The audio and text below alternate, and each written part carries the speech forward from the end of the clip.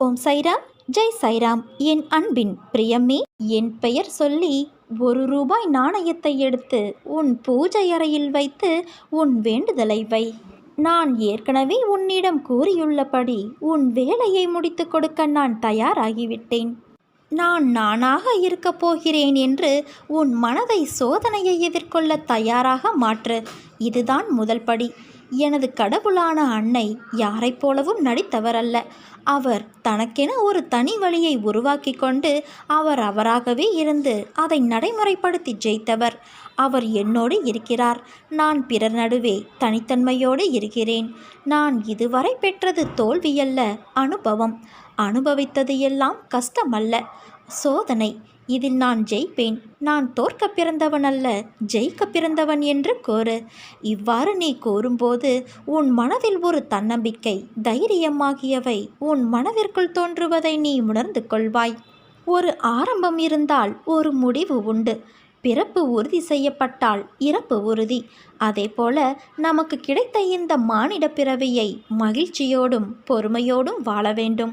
நாம் செய்கின்ற செயல்கள் நாளை சரித்திரம் படைக்க வேண்டும். எந்த ஒரு காரியத்தையும் தொடங்கும் முன்பு என்னை நினைத்து தொடங்கு. என் நாமத்தை உச்சரி. அதை நான் சுமூகமாக முடித்து வைப்பேன். இந்த மானிட படைப்புகள் அனைத்துமே அற்புதமானவை. நீ பட்ட வேதனை, அவமானம், மனக்கசப்பு, வறுமை, கடன் தொல்லை அனைத்தும் ஒரு முடிவுக்கு வரும் என் குழந்தையே. அனைத்தையும் உன் அன்னையான நான் பார்த்து கொண்டுதான் இருக்கிறேன். நீ செய்த பாவங்கள், தவறுகள் அனைத்தும் இன்றோடு ஓடி ஒளிந்து விட்டது. தொட்டதெல்லாம் பொன்னாகும் நேரம். நீ ஒரு நாளும் கலங்காதே. உன் அம்மா நான் இருக்கிறேன். நாட்களை நீ எண்ணிக்கொண்டு இரு. நீ அடுத்தவனுக்கு உதவி செய்யும் நேரம் வந்துவிட்டது தங்கமே. பிரிந்து சென்றவர் கைகூடும் நேரம். உன் உதவி நாடி பலர் வரும் நேரம். என் வாக்கு என்றுமே பொய்யாகாது. நீ பெரும் செல்வந்தனாகப் போகிறாய். காத்திரு, கலங்காதே, மகிழ்ச்சியாக இரு. என் கஷ்டம் தொடர்கதையாக இருக்கப் போகிறதா என கேட்க தோணுகிறதா? நிச்சயமாக இல்லை. எப்போது நீ என்னை உறுதியாக பற்றி கொள்ள ஆரம்பித்தாயோ அப்போதே நீ விடுதலையின் படியில் காலை வைத்து விட்டாய் என்பதை உறுதியாக நம்பு. அப்படியானால் உனக்கு விடுதலை உறுதியல்லவா? இந்த அன்னை உன்னுடைய வியாதியையும் வலியையும் பிரச்சனை போன்ற எதையும் நிர்மூலமாக்கி விடுவேன். அனைவர் மீதும் கருணை கொண்ட உன் அன்னையான நான் அன்போடு உன்னையும் பாதுகாப்பேன். இப்போது நீ பிரச்சனைகள், தடங்கல்கள் என்னும் கடலில் கழுத்து வரை மூழ்கியிருக்கலாம். துக்கமும் வேதனையுமாகிய படுகுழியில் ஆழமாக அமிழ்ந்து போயிருக்கலாம். ஆனால் அதை பற்றி நீ கவலைப்படாதே. அமைதியாயிரு. நம்பிக்கையோடு என் நாமத்தை இடைவிடாது சிந்திப்பவர்கள் துக்கப்படுவது கிடையாது. என் மீது விசுவாசம் கொண்ட உன் துக்க நாட்களை முடித்து வைக்க எனக்கு வெகு நேரம் ஆகாது. என் ஆலயப்படிகளில் கால் வைத்த பிறகு நீ சுகத்தின் மீதுதான் சவாரி செய்ய போகிறாய் குழந்தையே. என் நாமம் உன் உள்ளத்தில் இருக்கும் வரை எந்த கெடுதலும் உன்னை நெருங்க முடியாது. புதைக்கப்பட்ட விதைக்கு கூட எதிர்காலம் உண்டு. வெட்டப்பட்ட மரங்கள் கூட மீண்டும் வளர்வது உண்டு. வெறும் தோல்விகளை கண்டு சோர்ந்து போனால் உன் வாழ்க்கையை யார் வாழ்வது? வாழ்க்கையில் இன்னல்கள் வந்து போவது சகஜம். அதை எப்படி மீள்வது என்பதை நினைத்து செயல்படு. பயப்படாதே. பயந்தால் அது உன்னை வீழ்த்திவிடும். ஒரு குறிக்கோளை அடைய நீயும் தினமும் அலைந்து திரிந்து கொண்டு இருக்கிறாய். நீ படும் வேதனையை உன் அன்னையான நான் அறிவேன். கடினமான சூழ்நிலையிலும் உன்னிடம் யாரும் இறக்கப்படவில்லை. நீ ஓடினால்தான் தினமும் பொழுது போகும். போகும் இடமெல்லாம் உன்னை மதிப்பது இல்லை.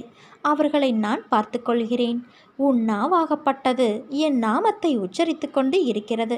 அந்த நாவினால் அவர்களை நீ தூற்றாதே. உனக்காக நான் உன் பாரத்தை சுமந்து கொண்டு இருக்கிறேன். அதிலிருந்து உன்னை முழுவதுமாக விடுவித்து உன்னை உயர்த்தப் போகிறேன். பயப்படாதே தங்கமே. நான் உன்னை அழைக்கிறேன். விரைவில் என் ஆலயத்திற்கு வந்து நீ சேர்ந்துவிடு. உன் வருகை நோக்கி நான் காத்து கொண்டு இருக்கிறேன். உன் காலடிப்படும் நேரம் அனைத்தும் உன்னை விட்டு பயந்து ஓடிவிடும். உன்னை வெறும் கையோடு நான் அனுப்பி வைக்க மாட்டேன். உன் அம்மா நான் இருக்கிறேன் குழந்தையே. தன் பக்தனை எந்த ஒரு சூழ்நிலையிலும் காத்தருளக்கூடியவள் உன் அன்னையான நான். என் வழி நடத்துதலை வார்த்தைகளால் விவரிக்க முடியாது. அதை உணர மட்டுமே முடியும்.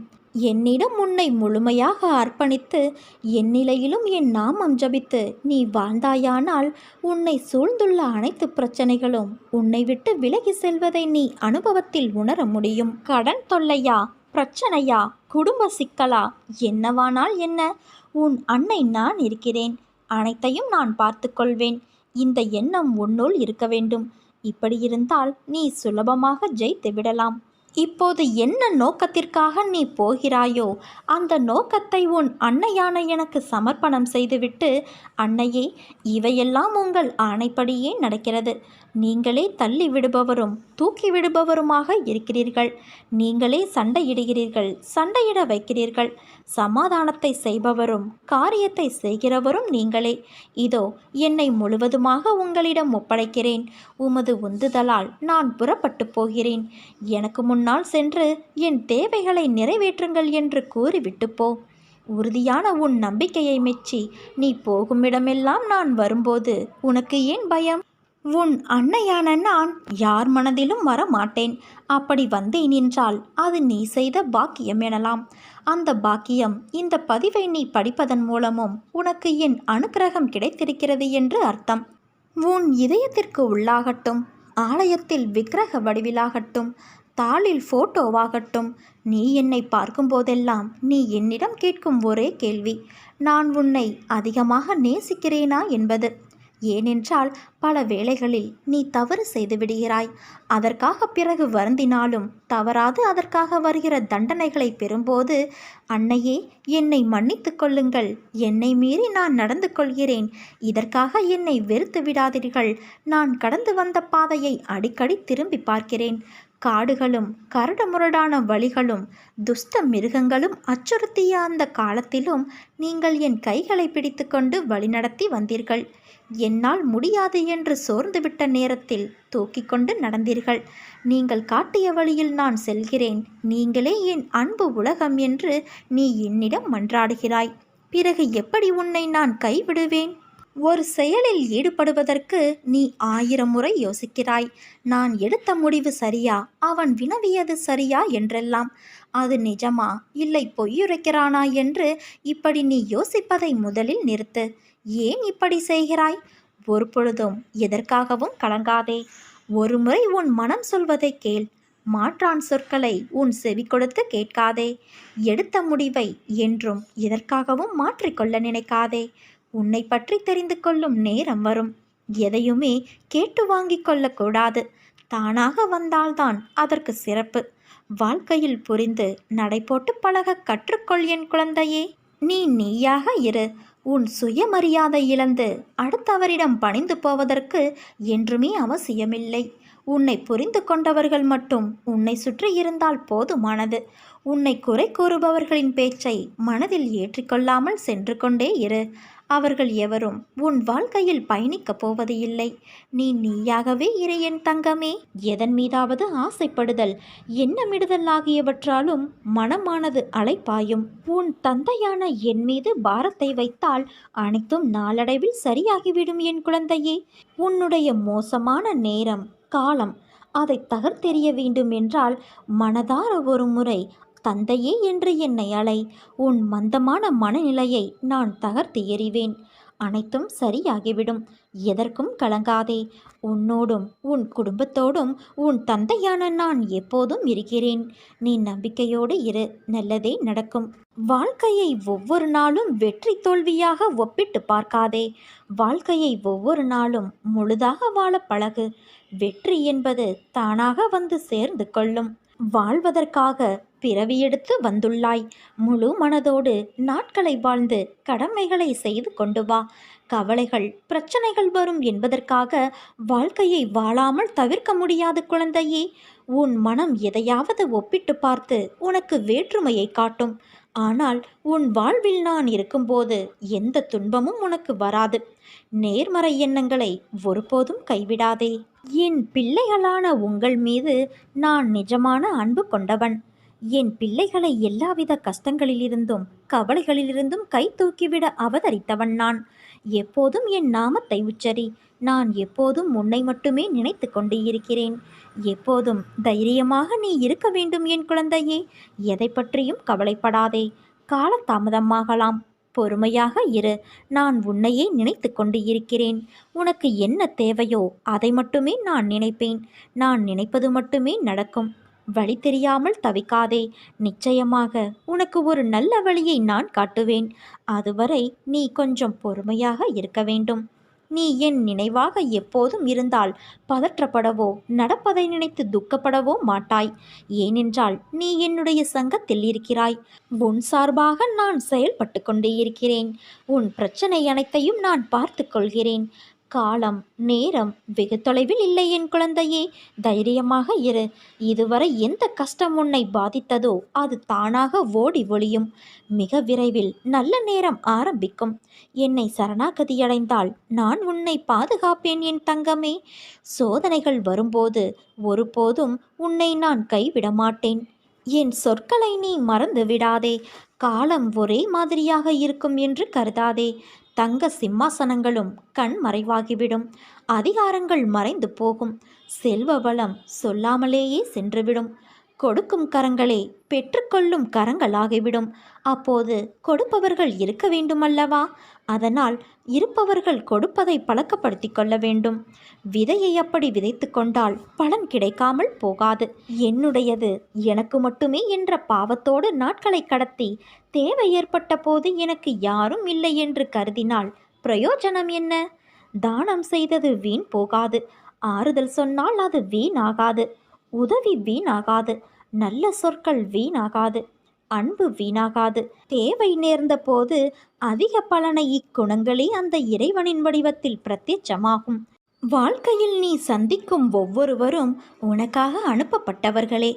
வேண்டியவர் வேண்டாதவர், தெரிந்தவர் தெரியாதவர் என்று யாரும் இல்லை. உன் வாழ்வில் அவர்கள் வருவதற்கும் அதனால் விளையும் நன்மை தீமைகளுக்கும் காரணம் உன் பூர்வ ஜென்ம கர்ம வினைகள் மட்டும்தான். நான் அனைத்தையும் கவனித்துதான் வருகிறேன். என் கண்களில் இருந்து எது தப்ப முடியும்? ஆனால் உன் தவறுகளை நான் கனிவோடு மன்னிக்கின்றேன். ஆரம்ப காலம் முதல் நீ என் மீது உண்மையான அன்பு வைத்து என்னை உனது குழந்தை போல பாவித்ததை நான் மறந்து போகவில்லை. உன் மீது நான் எப்போதும் பரிவோடு இருக்கின்றேன். நீ என்றைக்கோ முன்னேறி வாழ்வின் உச்சத்தை தொட்டிருக்க வேண்டும்.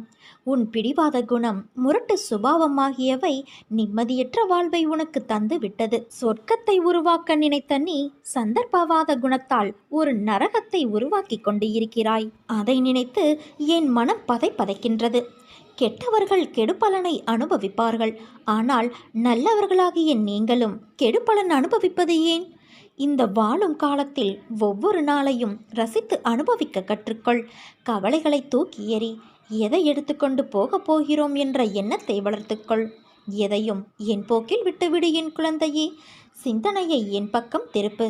செய்ய வேண்டிய கடமைகளை மனநிறைவோடு செய். உன் எதிர்காலம் சிறப்பாக இருக்கும். இதுவரை நான் எதிர்பார்த்தவை எதுவும் எனக்கு கிடைக்காமல் இருந்திருக்கலாம். ஆனால் எனக்கு கவலை இல்லை. எனக்கு நான் எதிர்பார்த்ததை விட சிறந்த ஒன்றை என் தந்தை தருவார் என்று என்னை நீ முழுமையாக நம்பி இருக்கிறாய் அல்லவா? பிறகு என் குழந்தையான உன்னை நான் எப்படி கைவிடுவேன்? எல்லோருக்கும் வாழ்க்கையில் அனுபவிக்க வேண்டியது என்று சில காலம் இருக்கும். அந்த காலத்தில் அதை பொறுமையாக அனுபவித்துதான் ஆக வேண்டும். அதற்காக நீ பதற்றப்படாதே, பயப்படாதே, புலம்பாதே. அனைத்தையும் நான் பார்த்து கொண்டுதான் இருக்கின்றேன். விரைவில் நீ வாழ்க்கையின் உச்சத்தை தொடுவாய் என் குழந்தையே. எல்லா ஆபத்திலிருந்தும் துயரங்களிலிருந்தும் நீ முழுமையாக காப்பாற்றப்படுவாய். இது என் பிள்ளைக்கு நான் கொடுக்கும் வாக்குறுதி. நீ தனியாக நடப்பதாக நினைக்கிறாயா? நான் உன்னோடு தான் நடந்து வருகிறேன். எப்பொழுதும் உன்னோடு தான் இருப்பேன். உன் வலிகளை மௌனமாக குணப்படுத்தி உன்னை பாதுகாப்பதே என் கடமை. அதனால் நீ எதற்காகவும் எந்த சூழ்நிலையிலும் கலங்காதே. நான் எந்த தீங்கையும் உனக்கு நேர விடமாட்டேன். நம்பிக்கையோடு பொன்னான வாழ்க்கை ஆரம்பமாக போகும் அந்த நல்ல நாளுக்காக காத்திரு. அது மிக விரைவில் என் ஆசீர்வாதத்தோடு உன்னிடம் வரும். வரும் காலம் எல்லாம் மகிழ்ச்சி என்னும் சத்தம் உன் மனதில் ஒலித்து கொண்டே இருக்கும். உன் உணர்வுகள் சில்லிட்டு ஆனந்த கண்ணீர் பெருகும். இனி உன் வாழ்வில் இதே ஆனந்த உணர்வோடு இருக்கப் போகிறாய் என் குழந்தையே. இன்று உன்னை யார் உதாசீனப்படுத்தினாலும் அதற்காக உடைந்து வீழ்ந்து போகாதே. நாளை அவர்களுக்கே நீ உதவும் வகையில் வெகுண்டு எழுந்து வாழ வைப்பேன். வாழ்க்கையை வெறுக்க 1000 காரணங்கள் இருந்தாலும் வாழ்வதற்கு ஒரே காரணம் நாளை எல்லாம் சரியாகிவிடும் என்ற இறைவனிடம் உள்ள நம்பிக்கை மட்டும்தான். குருவிற்கு மட்டுமே நடந்ததும் நடப்பதும் நடக்கப் போவதும் தெரியும். அதனால் என்னை நம்பி வணங்கும் உனக்கு என் ஆசிர்வாதம் எப்போதும் இருக்கும். உன் மனம் தடுமாறிக்கொண்டு இருக்கிறது. எப்போதும் மழை பாய்ந்தபடியே இருக்கிறது. இதை அடக்கி நிலைப்படுத்தும் வழி என்ன? நம் மனம் எப்பொழுதும் எதை பற்றியேனும் சிந்தித்து கொண்டே இருப்பதால் தெளிவான முடிவுகளை எடுக்க முடியாமல் தடுமாறும். சின்ன சின்ன விஷயம் அவ்வப்போது நடக்கும்போது அதை பற்றியே பெரிதாக விரிவுபடுத்தி பார்ப்பது மனதின் இயல்பு. உதாரணமாக, யாராவது நம்மை திட்டிவிட்டால் பதிலுக்கு நம்மால் திட்ட முடியாத போது நேரில் கூனி குறுகிவிட்டு அவருக்கு பின்னால் அவரை மனதிற்குள் அதிகமாக திட்டுவது போல, அடிப்பது போல, கொள்வது போல கற்பனை செய்து தன்னை ஒரு பெரிய கதாநாயகனாக காட்டிக்கொண்டு ஒரு பெரிய கதையை பின்னிக் கொண்டு இருக்கும். பொறாமை, சந்தேகம், அவமதிப்பு, கோபம், பயம், அவமானம், பேராசை, தற்பெருமை, கட்டுப்படுத்த முடியாமல் பலபலவென பேசுதல் போன்ற உணர்ச்சிகள் நம்மை தாக்கும்போது மனம் அதிலேயே உழன்று அதில் ஏதோ தீர்வை காண்பது போல தன்னிலே உழன்று கொண்டு இருக்கும். உன் வாழ்வில் நடந்த, நடக்கின்ற, நடக்கப் போகின்ற அனைத்தும் நல்லதோ வழிகள் மிகுந்த சூழ்நிலையோ என் கையிலிருந்து தரப்பட்டது. வழிகள், சூழ்நிலை என்றால் பயப்படாதே, கவலைப்படாதே. அதில் உனக்கு கண்டிப்பாக நல்லது இருக்கும். ஆனால் உன்னை மனவேதனையிலும் குற்ற உணர்விலும் ஒருபோதும் நான் உன்னை தவிக்க விடமாட்டேன். உன்னை என் உயிரான குழந்தையாய் நான் கவனிக்கின்றேன் என் தங்கமே. கையில் கடந்த காலம் உனக்கு வழி தந்திருக்கலாம். பாடங்களை கற்றுக்கொண்டே இருப்பாய். ஆனால் இப்போது அதில் உனக்கு உள்ள குற்ற உணர்வும் உன் வாழ்க்கையின் நிம்மதியை பாதிக்குமோ என்று உன் அஞ்சுதல் என்னை கவலையில் ஆழ்த்தியிருக்கிறது. தவறு செய்வது இயல்பு. தவறு என்பதை விட இது சரிதானா, நமக்கு இது ஒத்துப்போகுமா என்று யோசிக்காமல் எடுத்த முடிவு இன்று உன்னை இந்த துயரத்தில் ஆழ்த்தியிருக்கிறது. அதனால் வாழ்க்கையில் வெற்றியிடம் உருவாக்கி உள்ளதாய் நினைக்கின்றாய். குழம்பாதே. உனக்கான செம்மையான வாழ்க்கை வரப்போகிறது. அப்போது உன் வாழ்க்கையில் குற்ற உணர்வுகளும் பயமும் இருந்த தடம் தெரியாமல் மறைந்து போகும். ஏனென்றால் உன்னுடன் உன் சாயப்பா நான் இருக்கிறேனே. உன் பிரச்சனைகளை எல்லாம் என்னால் உடனே தீர்க்க முடியும். ஆனால் இதை செய்தால் நம்பிக்கை, பொறுமை என்னும் பாடம் எப்படி உனக்கு கைவரும்? என் குழந்தைகளுக்கு நம்பிக்கையும் பொறுமையும் இருக்க வேண்டும். அது கொஞ்சம் கொஞ்சமாக உன்னிடத்தில் வளர்கிறது. கவலைப்படாதே. உன் சாயப்பா நான் இருக்கின்றேன். வாழ்க்கையில் பாதைகள் கரடுமுரடாய்த்தான் இருக்கும். அந்த பள்ளங்கள் வருவதற்கு முன்பு உன் வாழ்க்கையில் எந்த கஷ்டமும் தெரிந்திருக்காது. அந்த பள்ளம் உன்னை யார் என உனக்கு உறுதி செய்யும் இடமே.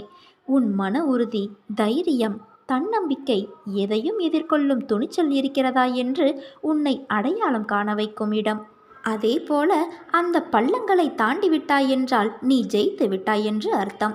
வாழ்க்கையில் நீ ஜெயித்து விட்டாய். அதிலும் உன் வாழ்க்கை என் கையில்தான் இருக்கிறது என் தங்கமே. நீ பத்திரமாக உள்ளாய். உன் குடும்பத்தையும் நானே சுமக்கிறேன். அதனால் நீ யாரையும் நினைத்து பயப்பட தேவையில்லை. எல்லோரும் என் பாதுகாப்பில்தான் இருக்கிறீர்கள். வாழ்க்கை என்பது கடலில் செல்லும் நெடுதூர பயணம். காற்று அடித்தால்தான் கப்பல்கள் நகரும். அதே காற்று வேகமாக அடித்தால் கப்பல் நிலை தடுமாறும். அந்த நிலையில் நீ இப்போது உள்ளாய். ஆனால் நிச்சயம் நீ கரை சேர்வாய். அந்த காற்று வேகமாக அடிக்கும்போதுதான் அதில் நீ சந்திக்கும் நிகழ்வுகள் உன் மனதை ரணப்படுத்தும்.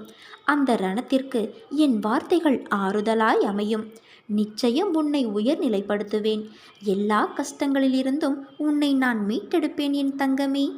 நான் இருக்கும்போது நீ எதற்காகவும் கலங்காதே. என்னை மீறி எதுவும் நடக்கப் போவதில்லை. உன்னை நான் கைவிடவும் மாட்டேன். எனது கண்களை நீ நன்றாக உற்றுப்பார். உன் வாழ்க்கையில் ஒரு மாற்றம் நடக்கப் போகிறது. கேட்டது கிடைத்திடும். நினைத்தது நடந்திடும்.